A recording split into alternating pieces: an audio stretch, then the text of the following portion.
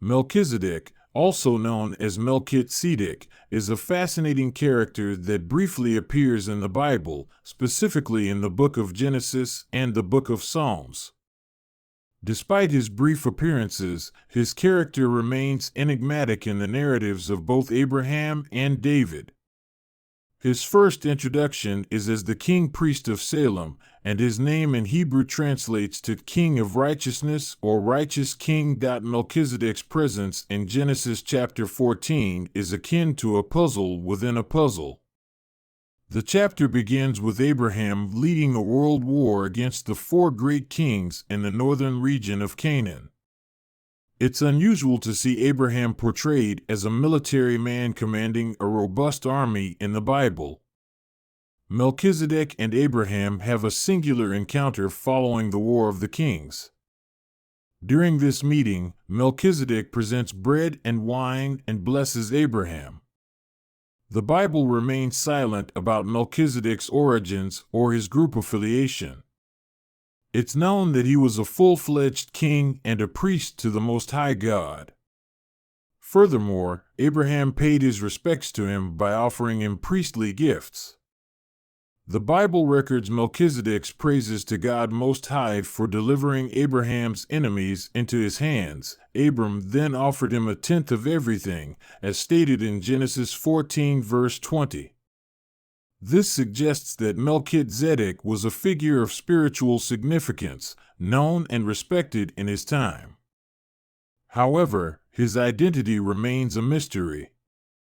Various interpretations have been attempted to decipher his character. One such interpretation is that he is the son of Noah, who received God's blessing. This will be elaborated on later. Melchizedek is perceived as an extraordinary figure by the interpreters. He was born circumcised, was a king in the location where the temple was eventually erected, and was the standard bearer of the priesthood during his era. He even taught Torah to Abraham. According to this interpretation, although Abraham is the progenitor of the nation who endures trials and receives promises for offspring and territory, it was Melchizedek who wielded the priesthood scepter at that time. When Rebekah sought to understand the commotion in her womb, she turned to God. However, the interpretation is that she approached Melchizedek, the priest, for answers. As Genesis 25 verse 22 states, the babies jostled each other within her, and she asked, "Why is this happening to me?" So she went to inquire of the Lord. At first glance, it seems that Rebekah received the prophecy herself. Still, the interpreters suggest that the answer came from Shem. If Rebekah had prophesied about this, there would have been no need to say, "and go to demand the Lord." Since she sought an answer elsewhere, we can infer that someone else responded to her through the Holy Spirit. After Noah awakens, he realizes that Canaan witnessed his father's nudity and disclosed it to his siblings, Shem and Japheth, who chose to respectfully cover their father's nakedness. Because of this incident, Noah pronounced a curse on Canaan while he blessed Shem and Japheth. He prayed to the Lord, the God of Shem, and proclaimed that Canaan would be Shem's servant.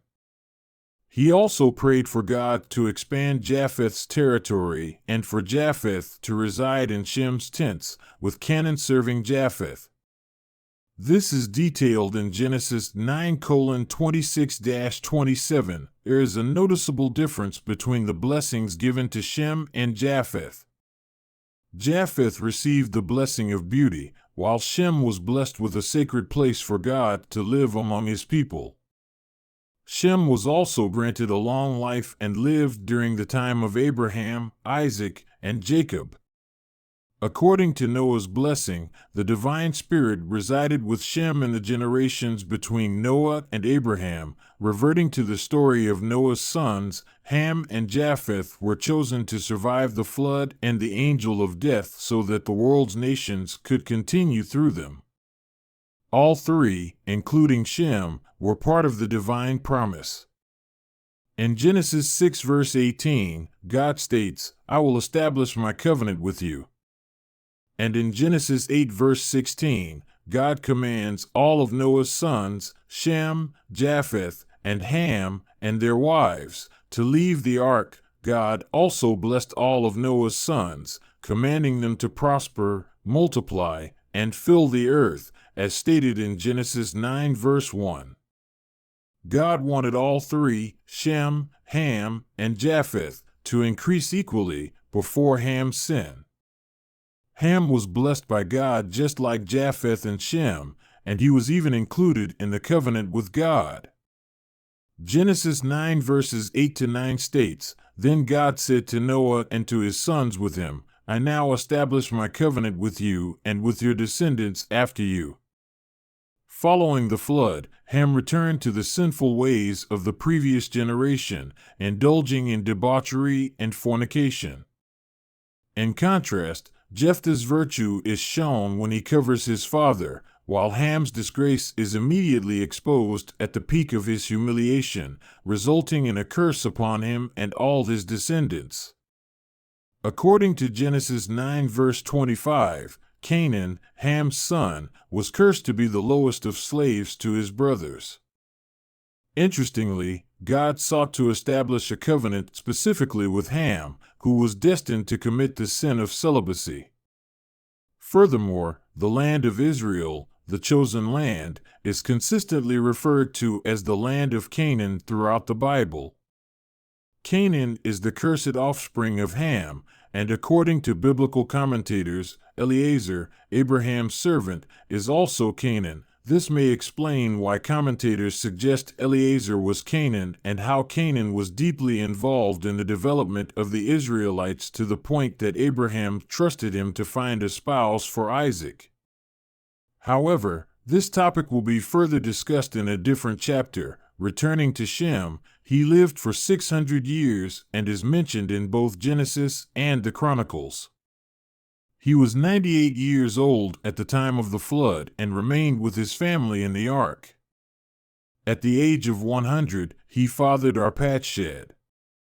Genesis lists Shem's sons as Elam, Ashur, Arpachshad, Lud, and Aram. The Bible associates various Middle Eastern nations like Assyria, Elam, Persia, Aram, Syria with fatherhood, and this collective group is referred to as the Semitic nations. Jews and Arabs are also a part of this group, and they trace their lineage back to the sons of Ishmael, descendants of Abraham, who was the 9th generation to carry that name, according to the Quran. In the book of Genesis, it is described that the land was initially granted to Canaan, Ham's son. However, this narrative evolves in the book of Jubilees, where the land is portrayed as the inheritance of Shem's sons. The chronological narrative shifts to depict that Canaan only got the land after he unjustly seized the inheritance from Shem. In Sheb's interpretation, he sees himself as a scholar close to God, and it is mentioned that Abraham, Isaac, and Jacob studied Torah at the place of Shem and Eber. According to another interpretation, the king of righteousness in Salem is Shem, who was a priest, and it is mentioned, then Melchizedek, king of Salem, brought out bread and wine. He was priest of God Most High, Genesis 14 verse 18. It appears that the divine spirit is carried by Shem. The blessings bestowed upon Abraham, as well as the blessings of the territory he acquired, are recorded in Genesis 14 verses 19 to 20. It states, "Blessed be Abram by God Most High, maker of heaven and earth. And praise be to God Most High, who has handed your foes over to you." Abram, in return, gave him 1/10 of everything. Initially, the priesthood was meant to remain with Shem, as he was the first to bless Abraham and then God. However, the priesthood was transferred from him to the descendants of Abraham. The Bible acknowledges that Melchizedek was in possession of the priesthood, and if Shem, son of Noah, was in the divine spirit's tent according to Noah's blessings, there is a generational succession of priesthood, possibly dating back to Noah's era or even earlier. However, during Abraham's time, a shift occurred. It was revealed that Abraham and his lineage would be the ones to perpetuate the closeness to the divine spirit. Melchizedek is an intriguing and dedicated character whose exact identity remains elusive. He is a fascinating and committed figure whose exact identity is difficult to pin down. One thing is for sure, he only appears twice in the entire Bible, leaving us with immense curiosity. We hope you found this information enlightening. If so, please like this video, share it with your friends, and subscribe to our channel for more educational and entertaining content. We look forward to seeing you again.